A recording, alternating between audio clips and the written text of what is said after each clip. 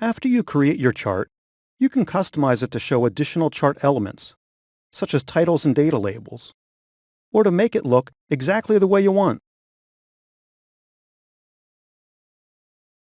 We're customizing the pie chart we created in the previous video. To change the title, click it and type the text you want.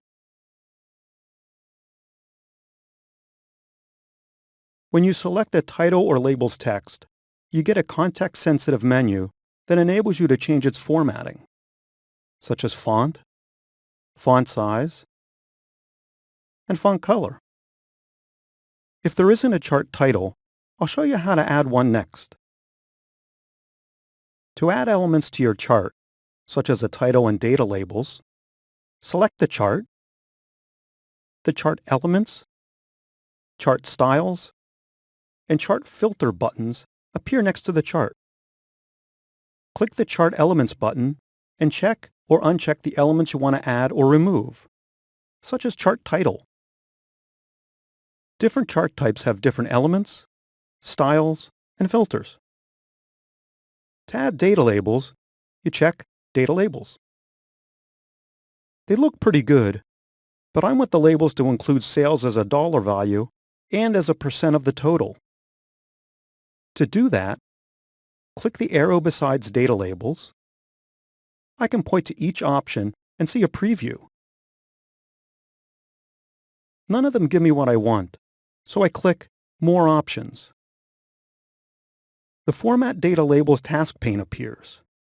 A task pane provides you with more options for customizing elements. I click Percentage, and the data labels now contain what I want. We're almost done, but the overall look of the chart isn't exactly what I want. So I click the Chart Style button. When you point to an option, you see a preview of what it'll look like. I think this one looks good, so I click it. And we have our finished pie chart. Now we're customizing the bar chart we created in the previous video. Select the chart, click the Chart Elements button. The bar chart has more elements than the pie chart. I check Data Table, and it's added to the chart. To change the data series for the chart, right-click the chart, click Select Data in the right-click menu, select the chart data range, and click OK. Now that I've seen the data charted, I think a column chart would work better. But I don't have to delete this chart and create a new one from scratch. Instead, I right-click the chart, click Change Chart Type, click Column.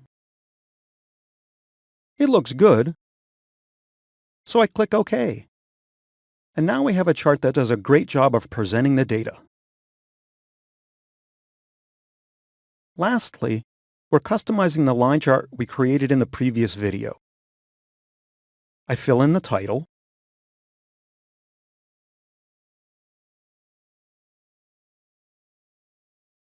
I also want to add a title for the vertical axis of the chart, the numbers, so people will know what they represent.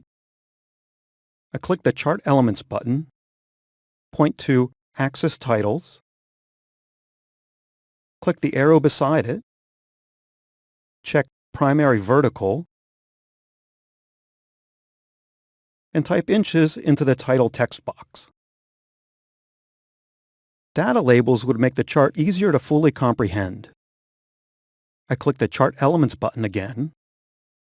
If I check Data Labels, it would put the values above the markers, which is a little confusing. When I click the arrow besides Data Labels, I get options for where to place them.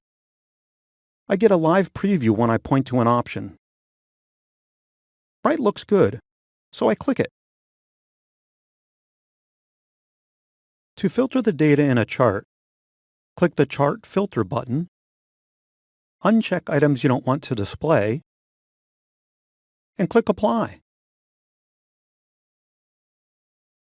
You check items and click Apply to display them.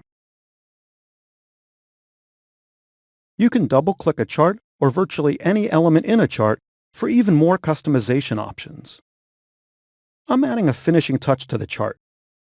I double-click the chart, expand Fill in the task pane, and select Gradient Fill. Lastly, I make the chart a little bigger, and we've finished our chart. Up next, create a combo chart.